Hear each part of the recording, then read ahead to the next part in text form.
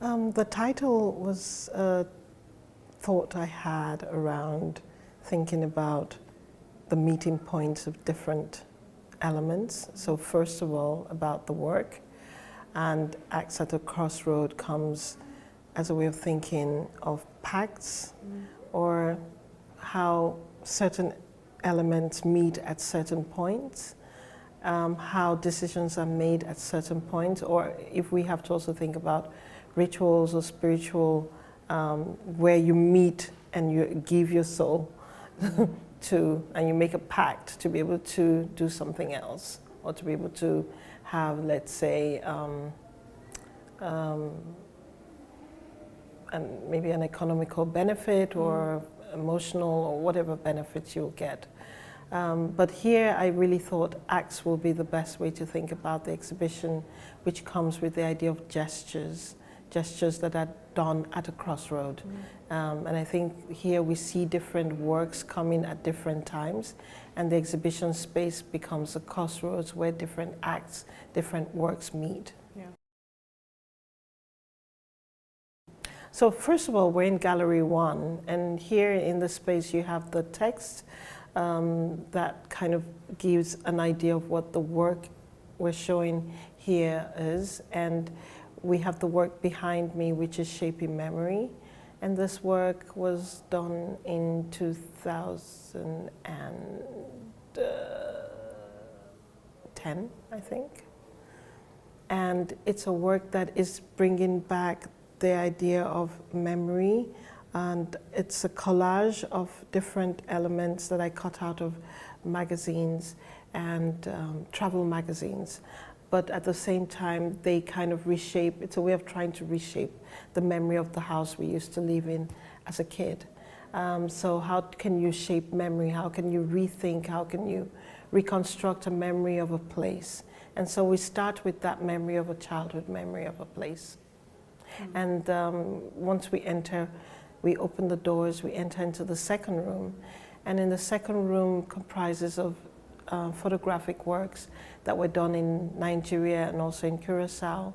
And they're images of empty landscapes, of ruins, but also of reconstructed spaces.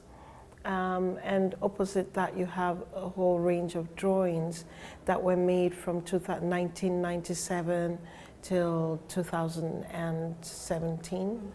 And we also have a sculptural installation work which was made in 2003. And it's a work called Workstation, which comprises of the needles and thinking of ways in which spaces of construction, but also spaces of destruction. So the needle as a way of a thinking process, once we pierce the needle through a cloth, we destroy, but at the same time, once that needle goes through with the thread, we reconstruct again. So I think that space opens up ways of thinking of constructed spaces, thinking of ruined spaces, destroyed spaces, but at the same time thinking of an open landscape ready to be worked on and shifted, deconstructed, broken, and reconstructed again. And from there we move into the third space, which is a wall drawing, but opposite the wall drawing you have a photographic image that is also part of the series Emptied Remains, also taken in Curacao. But here the landscape is of showing a space that the soil doesn't allow for the food, planting edible foods, or so it's really a dry, salty rock with cactuses on it. And opposite that, I decided to make a wall drawing that gives the tone, the undertones of the two rooms that it's linking, so room 2 and room 4. And, but in a way, opening up ways in which we can slide through the space. It's also about breathing. It's giving tone, picking up tones from different rooms to create a transition. So it's very much a transitional space, but at the same time you would it can stop you on your path, and you can read the poem that is on the metal structure that is connected to the poems.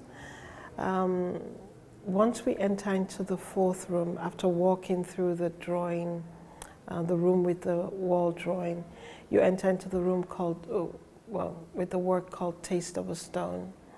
And Taste of a Stone, the first time I made Taste of a Stone was in 2010.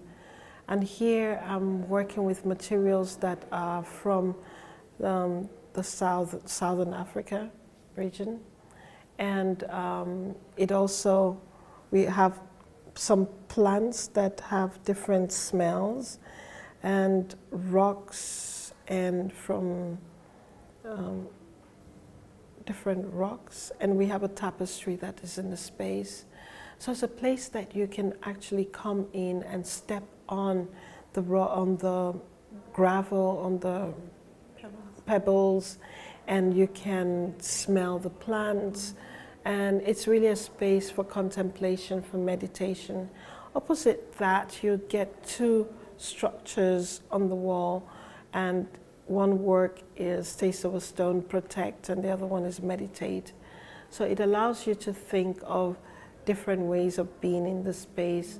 You can read the poems that are on the images that have been printed on Galala stones. So it's a way of tasting, understanding, feeling the stone, feeling the coldness, the warmth, feeling intimate in a corner. It allows you to explore that space in a different way. And as you leave that space, you enter into a room which is much more, the lights are much more dimmed down, and there is a textile work in A Place Yet Unknown, which continues the line of poetry through the exhibition.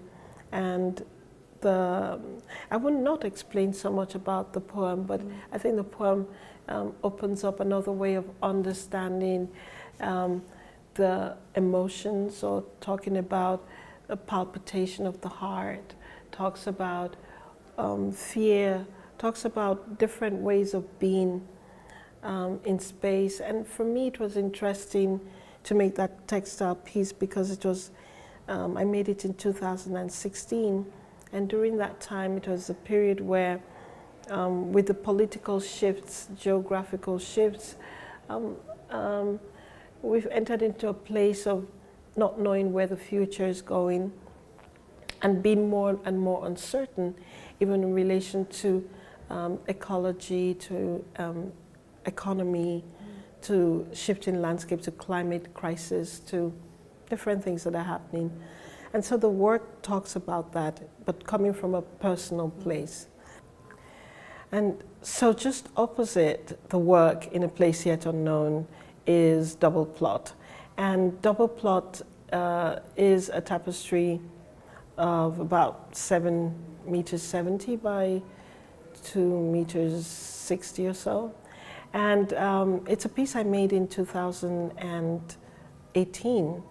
And it's really about manifestation. So what you see is the manifestation of a light, of and a manifestation of different kinds of textures, but at the same time you have the 5 plates that have images that come from riots, and the materials that are used to chase the body and move the body away from spaces of riots.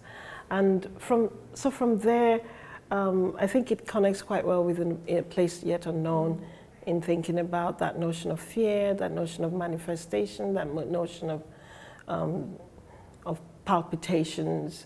And when we go into the next room, I think when you arrive, you would look directly at the work Still to Rust, Melt Down. And next to it, you would have Still to Rust, Arrested, which is a smaller metal piece. And next to it, on the other side, you'd have Leftovers. So this room brings together the notion of a landscape that is going through a shift, either through excavations, like we have with Leftovers, or the metal structural piece, where there are holes that have been cut into the metal and which the metal is rusting at the same time. So we're showing process, we're showing something that's been taken out, and the still to rust meltdown, where we think of places of steel, of power that are actually shifting and becoming more rusty, and a certain kind of oxidation takes place. And in the room, almost as you leave that room, you enter into a room where we have the work In Pursuit of Bling, which is a video piece. And I think the title kind of gives an idea of what the work could be about. And we end the exhibition with Shaping Memory, which is a color version of the one we have here.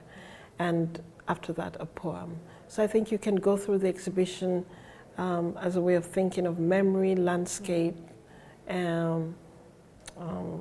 extractions, environmental damages, politics of land, I think there are many things that allow for the public to enter the work in different ways. You can enter the work through much more a visceral point of view. That means you stand in front of the photographic work, the big photographic work, and you feel like you're already in front of someone's backyard, or you step into taste of a stone, and I think that immersive part where your body actually hears the sound of the stone. I think each person will react according to their own baggage, according to their emotional, their physical, their mental baggage. And also with the different works, drawings, installation, tapestry, there are different ways to tickle to tickle and to feel. And I think people will find their way. I can't tell what people will go for, but people will find their way through. And if you don't find a way through the work, then come back a second time. Okay, thank you.